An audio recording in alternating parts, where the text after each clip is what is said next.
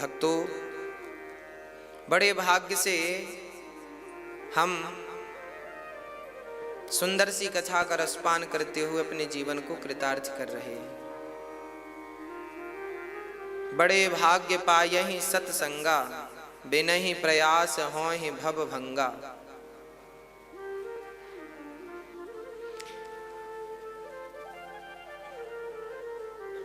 कभी कभी भगवान की कृपा अचानक हो जाती है, बिना किसी हेतु के, बिना किसी कारण के। अच्छा, भगवान की कृपा हम पर हुई, इसका क्या सबूत है? बोले भगवान की कथा, भगवान की कृपा हम पर हुई, इसका सबूत यही है कि भगवान की कथा हमें प्राप्त हो रही है। यही ईश्वर की कृपा का प्रमाण है, क्योंकि बिना कृपा के भगवान की कथा संभव नहीं है। रामचरितमानस में गोस्वामी जी लिखते हैं, बिनु सत्संग विवेक न होई, राम कृपा बिनु सुलभ न सोई। बिना सत्संग के विवेक नहीं होता, और विवेक कब जागता है? जब राम की कृपा होती है। सत्संग बिना ईश्वर की कृपा के, बिना भगवत कृपा के संभव नहीं है। आप कोई लाख बार कहे कि सत्संग हमें यूं ही मिल गया, मान्य नहीं होगा। भगवान की कथा तब ही प्राप्त होती है जब भगवान की विशेष कृपा होती है, नहीं तो सत्संग मिलना बड़ा मुश्किल है। सत्संग का फल क्या है? सत्संग का पुण्य क्या है? ये रामचरितमानस में गोस्वामी जी लिखते हैं कि तात स्वर्ग अपवर्ग सुख, धरिय तुलायक अंग, तूल न ताहि सकल मिली, जो सुख लव सत्संग। एक पलड़े पर आप तमाम स्वर्ग के संपदाओं को, सुखों को रख दीजिए, और दूसरे पलड़े पर एक घड़ी के सत्संग को, एक घड़ी मतलब 24 मिनट की एक घड़ी होती है, 24, एक घड़ी आधी घड़ी, आधे के पुनियाद तुलसी चर्चा राम की, हरहि कोटि अपराध। एक घड़ी 24 मिनट, आधी घड़ी 12 मिनट, 12 मिनट, आधे की पुनियाद मतलब 12 के आधे 6 मिनट का सत्संग आपने यदि किया तो 6 मिनट के सत्संग से जो पुण्य आपको प्राप्त होगा, उस पुण्य को आप एक पलड़े पर रख दोगे तो स्वर्ग का सारा सुख भी उस 6 मिनट के पुण्य के सामने फीका पड़ जाएगा। ये गोस्वामी जी के कहने का तात्पर्य है। 6 मिनट के सत्संग का पुण्य आप लोग नहीं जानते कि कितना बड़ा है। आपको जरूर आपके किसी जन्म के पुण्य जाग गए हैं, भगवत कृपा हो गई कि सत्संग प्राप्त हो गया। इसी की व्याख्या में गोस्वामी जी ने भागवत की कथा सुनी। सुखदेव भगवान ने राजा परीक्षित को भागवत सुनाई। तो भागवत में एक प्रसंग है, अभी मैं आपको सुनाऊंगा कि एक बार शुकताल में राजा परीक्षित को भागवत सुखदेव भगवान सुना रहे थे। तभी इंद्र ने बृहस्पति जी से पूछा अपने गुरुदेव से कि गुरुदेव ये बताइए, ये क्या चल रहा है मृत्यु लोक में, क्या चल रहा है ये? तो उन्होंने कहा कि ये भागवत चल रही है। भागवत चल रही है? हाँ। इंद्र बोले ये भागवत क्या होती है? तब बृहस्पति जी ने कहा, इंद्र यदि कोई भागवत श्रवण कर ले तो उसकी 21 पीढ़ियां तर जाती हैं, स्वर्ग से भी श्रेष्ठ उसे भगवान का वैकुंठ धाम प्राप्त हो जाता है, गौलोक धाम भी प्राप्त हो जाता है भागवत से। इंद्र बोली, राम राम, ये तो बड़े फायदे का सब्जेक्ट है। अच्छा, इंद्र को तो लालच बहुत रहती है कि हमें स्वर्ग से भी अच्छा क्या मिल जाए। तो इंद्र ने कहा, ठीक है गुरुदेव, हम सुखदेव जी को लालच देते हैं, वो हमें यदि ये भागवत सुना देंगे तो हम उन्हें अमृत का कलश दे देंगे। क्योंकि राजा इंद्र को पता चल गया कि भागवत सुनने वाले को वैकुंठ मिलता है, और वैकुंठ तो हाँ किससे ज्यादा है? भाई देखो क्या होता है, जैसे राज्य सरकार होती है ना, फिर होती है केंद्र सरकार। तो राज्य सरकार से ज्यादा महत्व किसका होता है? केंद्र सरकार का। तो इंद्र जो है वो राज्य सरकार है, और जो गोलोक धाम है, वैकुंठ है, ये केंद्र सरकार है, परमात्मा की सरकार है वहां पर। तो इंद्र भी सम्मिलित होना चाहते हैं कि भाई हम भी केंद्र में चले जाएं। भाई राज्य का मंत्री जो होता है ना, वो केंद्र में जाना चाहता है। हर राज्य के मंत्री की यही अभिलाषा है कि वो एक बार सांसद भवन में जावे और वहां पर अपना नाम दर्ज कराए।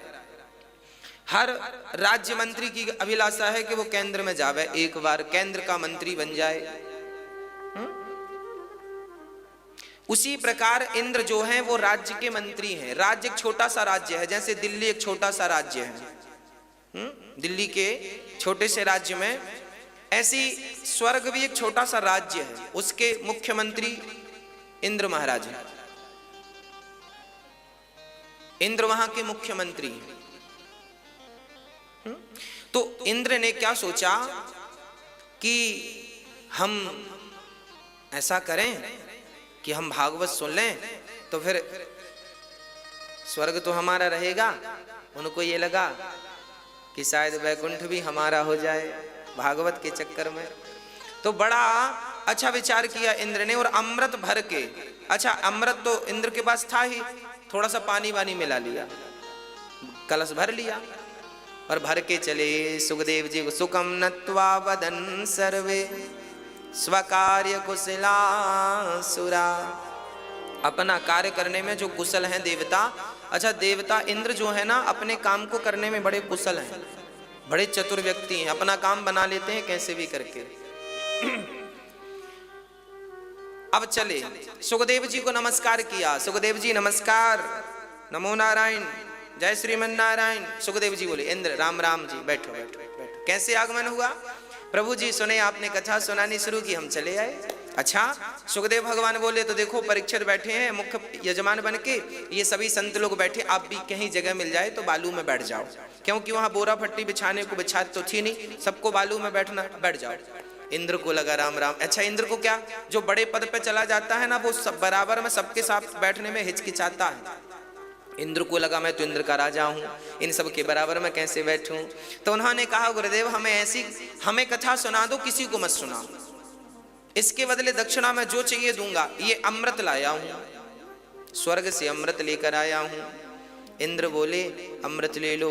तब सुखदेव जी ने कहा वाह इंद्र, देखो सुखदेव जी बड़े मुस्कुराए, प्रसन्न भये, और इंद्र की तरफ देख करके सुखदेव भगवान ने कहा वाह इंद्र, हमने तो सुना था तुम चतुर हो, पर आज तो हमने देख लिया तुम महाचतुर हो। कैसे? बोले देखो आप यहाँ आए हो और ये अमृत लेकर आए हो। अरे भाई अदला बदली एवं विनिमय जाते सुधा राज्ञा प्रपीयताम। अदला बदली भी वहां होती है जहां वस्तु एक सी होती है, एक सी कीमत की, है ना। अब आपके पास है हीरा और हमारे पास है कांच का टुकड़ा, तो हम आपसे कहें साहब अपना हीरा हमें दे दो, कांच का टुकड़ा हमसे ले लो। तो क्या ऐसी अदला बदली होती है क्या? अब किसी के पास अल्टो है गाड़ी और किसी के पास BMW है, तो कहे भाई अल्टा पल्टी कर लो, तो हमारी तुम ले लो, तुम्हारी तो कैसे भाई, बराबर की होती तो ले भी लेते। अदला बदली बराबर की। एवं विनिमय जाते सुधाराज्ञा प्रपीयताम।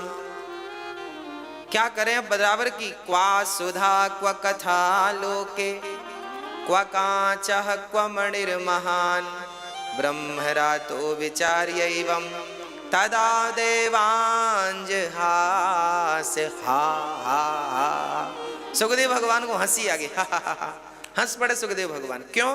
सुखदेव जी को हंसी आ गई इंद्र की मूर्खता पर। कितना मूर्ख व्यक्ति, इसको कौन बना दिया इंद्र का राजा? देव इंद्र स्वर्ग का राजा किसने बना दिया इसे? बड़ा मूर्ख व्यक्ति है। अच्छा क्यों मूर्ख है इंद्र? इंद्र तो बड़े विद्वान है। बोले ये मूर्ख इसलिए है क्योंकि भागवत के बदले ये तुच्छ सा अमृत देना चाहता है। अरे स्वर्ग के अमृत की भी कोई वैल्यू नहीं है। स्वर्ग का अमृत फीका है इसके सामने। सुखदेव जी ने कहा इंद्र यदि प्रेमी बनकर आते तो मैं आपको कथा सुना देता, पर आप तो सौदागर बन के आ गए। और सुनो, अब आप यहां से जाओ, आप इस कथा के अधिकारी ही नहीं हैं। इंद्र को बड़ा बुरा लगा, राम राम, सारी समाज में मेरा अपमान कर दिया, मेरी तो बड़ी इमेज है, मैं तो बड़ा पावरफुल व्यक्ति हूं, पर यहां तो मेरी बिल्कुल बेइज्जती हो गई। इंद्र को बड़ा बुरा लगा, अब क्या करें क्या करें, माथा पीटने लगे, चले गए इंद्र। कहने का तात्पर्य यह है कि सुखदेव जी ने ये भागवत की कथा इंद्र को इसलिए नहीं सुनाई क्योंकि इंद्र इसके अधिकारी नहीं है, क्योंकि इंद्र योगी नहीं है। स्वर्ग में रहने वाला व्यक्ति क्या करता है, सुरा और सुंदरी, वहां तो आराम से सुरा पियो, और सुंदरियां हैं, अप्सराएं हैं, उनके संग रमण करो। तो जो भोगों में मन लगाए बैठे हैं, इंद्र का मन कोई अच्छा थोड़ी है। इंद्र का मन अच्छा होता तो ये इंद्र अहिल्या के पास क्यों आते? स्वर्ग के राजा भी मृत्यु लोक की स्त्री पर मोहित हो गए और अहिल्या के पास आ गए कि ये महिला बड़ी सुंदर है। अब देखो, जो स्वर्ग का राजा महिलाओं पर लट्टू हो जाए, ये लट्टू लोग, स्त्री लंपट लोग थोड़ी इस कथा के अधिकारी हैं। तब सुखदेव जी ने कहा, ना इंद्र, आप इस कथा के अधिकारी नहीं हैं। याद रखना भक्तों, हृदय में काम को रखकर यदि भागवत सुनी जाए तो उस भागवत का कोई अर्थ नहीं है, और हृदय में राम को रख के भागवत सुनी जाए तो वो भागवत फलदायी है। भागवत सुनने का अधिकारी कौन है, भागवत में पहले यही बताया गया है। भागवत सबके बस की नहीं है।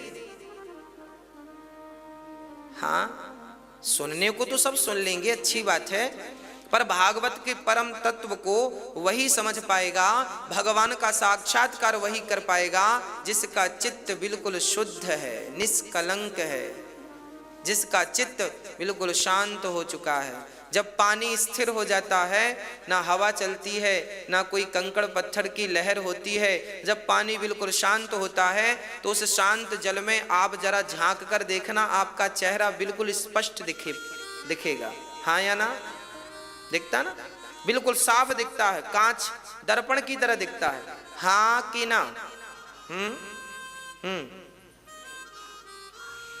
बिल्कुल साफ दिखता है, पानी स्वच्छ है और बिल्कुल शांत है, तो आपका चित्र, आपका प्रतिबिंब बिल्कुल स्पष्ट दिखता है। उसी प्रकार मन जब शांत हो जाता है, बिल्कुल निर्मल हो जाता है, तो उस शांत और निर्मल मन में परमात्मा की छवि बिल्कुल स्पष्ट दिखने लगती है। परमात्मा बाहर नहीं, आपके भीतर स्पष्ट दिखने लगता है। भागवत सुनने के अधिकारी परीक्षित जी तो थे, साधु संत तो थे, सदगृहस्थी भी थे। वो गृहस्थी लोग अधिकारी हैं जो बड़े सदाचारी हैं। गृहस्थी दो प्रकार के होते हैं, एक सदाचारी, एक दुराचारी। तो जो भगवान, जो पत्नी और पति और बच्चों के संग रहकर भगवत चिंतन करते हैं, ईमानदारी से अपना भरण पोषण करते हैं, किसी का दिल नहीं दुखाते, अधिक क्रोध नहीं करते, अधिक लोभ नहीं करते, सदा भगवान के आश्रित रहते हैं, इन्हें तो सदग्रंथी, इन्हें तो सदगृहस्थी कहते हैं, सदाचारी कहते हैं। और जो गृहस्थ जीवन में रह करके केवल क्रोध करते हैं, दूसरों को लूटते हैं, दूसरों पर अत्याचार करते हैं, निर्दयी होते हैं, इन्हें तो दुराचारी कहते हैं, है ना? तो सुखदेव भगवान कहते हैं, इंद्र आप अधिकारी नहीं हैं। और राजा परीक्षित को जब भागवत सुनाई 7 दिन की, तो राजा परीक्षित का सीधे भगवान के निज धाम में वास हो गया, निज धाम परमात्मा के सीधे धाम में पहुंच गए। इंद्र को बड़ा आश्चर्य लगा कि भागवत सुनने से ये कैसा है। अब मैं आपको दोनों चीजों के बारे में समझाता हूं। भाई, स्वर्ग का अमृत कोई पी लेगा तो वो अमर तो हो जाएगा, पर उस अमरता की भी एक अवधि है। जैसे आप मोबाइल रिचार्ज कराते हैं, अब तो देखो वो फंक्शन नहीं है। जब शुरू में नए नए मोबाइल आए थे ना, तो उनको लाइफ टाइम के लिए रिचार्ज करना पड़ता था। कॉल लगाने के लिए भी और कॉल आए इसके लिए भी, आउटगोइंग इनकमिंग दोनों के लिए करना पड़ता था। तो उसमें होता था लाइफ टाइम। तो लाइफ टाइम की भी अवधि हुआ करती थी 2030 तक, 2025 तक। मतलब कोई भी चीज लाइफ टाइम होगी ना, तो उस लाइफ टाइम की भी अवधि होती है कि लाइफ टाइम मतलब 20 साल, लाइफ टाइम मतलब 10 साल या 20 साल या 30 साल, या एक लिखित में होता है 20 साल, 10 साल, 25। ऐसे स्वर्ग का अमृत भी कोई पी ले तो कितने दिन अमर रहेगा? कितने दिन? केवल केवल केवल 73 चतुर्युग ओनली। ब्रह्मा जी के एक दिन में 14 मनवंतर होते हैं, हर मनवंतर में अलग अलग। अभी वैवस्वत मनवंतर चल रहा है, पुरंदन नाम के राजा भी वर्तमान में इंद्र हैं। अभी जो इंद्र, जैसे प्रधानमंत्री का पद 5 साल का होता है ना, ऐसे इंद्र भी एक सीमित समय के लिए इंद्र बनता है। कोई आप लोगों में से कोई इंद्र बन सकता है? बनना हो तो बताओ, आपको इंद्र बनना है? भैया आपको बनना है? अच्छा ठीक है, हम बोल देंगे 100 यज्ञ कर लो, इंद्र बन जाओगे।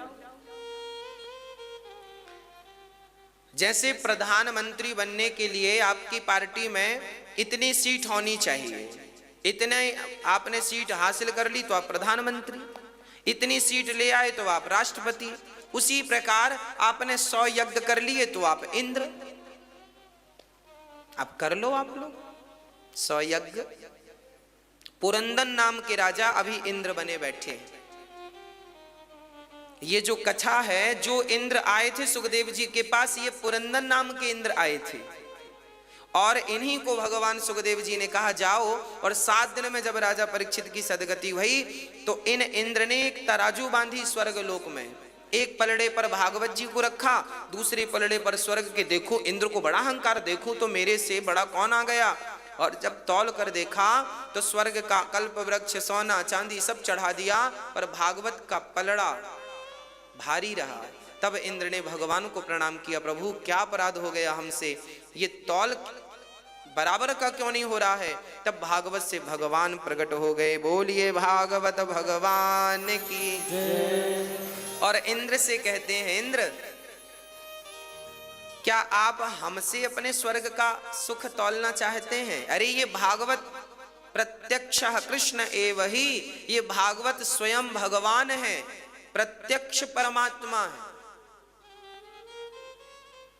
इसमें आश्चर्य मत मानिएगा, शब्द ही ब्रह्म है।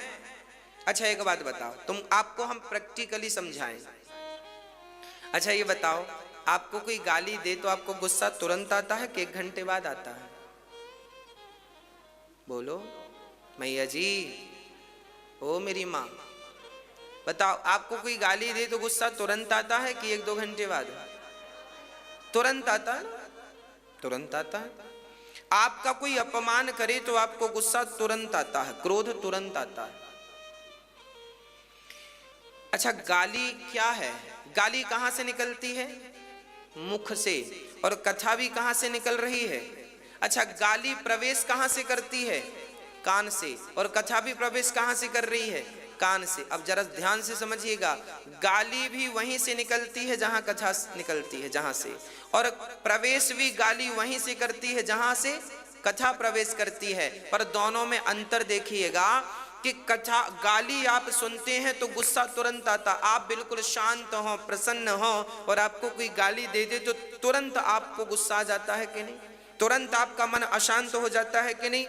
गाली मन को तुरंत अशांत कर देती है। यदि गाली का शब्द इतना प्रभावशाली है कि वो आपके स्थिर मन को अशांत कर सकता है, तो सोचो कथा कितनी शक्तिशाली है कि कथा मन को तुरंत शांत कर देती है। यदि गाली प्रभावशाली है तो कथा कितनी प्रभावशाली होगी, आप इमेजिन करके देख लीजिएगा, है ना? गाली बड़ी प्रभावशाली होती है, वो भी शब्द है। कथा भी प्रभावशाली होती है, ये भी शब्द है। अब कोई कहे भागवत सुनने से क्या होता है? भाई साहब वही होता है जो गाली सुनने से होता है। फर्क इतना है कि गाली मन को अशांत करती है और कथा मन को शांत कर देती है। फर्क तुरंत पड़ता है, बदलाव तुरंत होता है।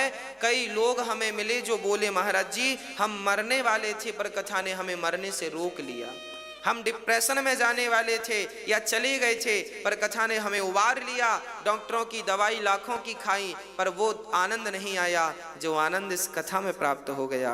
कथा मात्रैक जीवनम, जिसका जीवन कथा हो गया है उसका तो जीवन आनंदमय हो गया।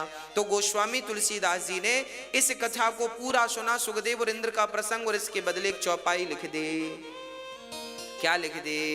तात स्वर्ग अपवर्ग सुख धैर्य तुलायक अंग, तूल न ताहि सकल मिली जो सुख लव सत्संग।